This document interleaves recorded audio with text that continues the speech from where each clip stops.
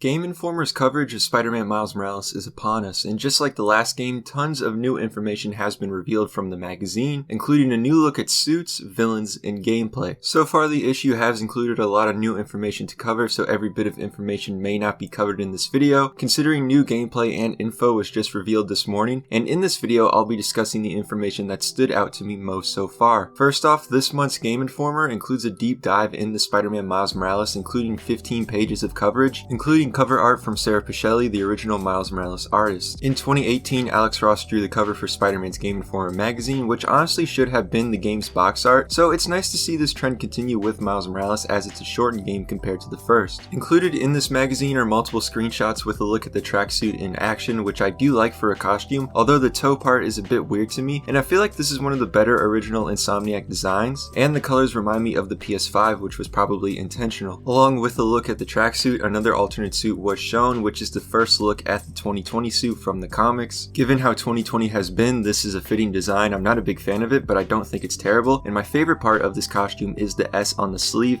a symbol everybody knows throughout school. Next in this deep dive was the first look at a somewhat new villain for the game, and I say somewhat since he already appeared in Spider-Man PS4 and someone Miles has had an encounter with. The Rhino will be returning for round 2 this game. Leading up to the Rhino encounter was our first look at swinging throughout the city, which I like, and I hope there's a weightless feeling similar to Ultimate Spider-Man. From what some have speculated on, we do now know that Peter Parker will be appearing in this game, at least to an extent, and it looks like him and Miles will be helping the police escort Rhino until things go wrong, leading into the Rhino fight in this game. To me, it looks like this fight will be taking place in multiple areas throughout the city, with the first being after the breakout, a piece of concept art that looks like they're rushing through a mall, and lastly a section that reminds me of the Vulture fight from the first game. The last section looks like it's in a closed area, and I'm hoping the player will be able to chase Rhino into these sections because I think putting a character like this in one area defeats the purpose of the character. He's a human wrecking ball, and I want to be able to chase him throughout the city like in Ultimate Spider-Man. There were also a few videos released involving the game's combat, which featured the tracksuit in action, and to be honest, I don't have much to say about this given the similarities between the first game, and it's something I like to use for myself before giving my full thoughts on the combat. Also revealed in the Game Informer issue was a look at the character models, including the new Peter Parker, which looks goofy as hell in this photo, but I've accepted the change, and once the game comes out, the same ones making and signing petitions to bring Bubniak back are going to be the same ones praising Jordan's performance in this game and the next. It's a downgrade, but it is what it is, and I don't care at this point.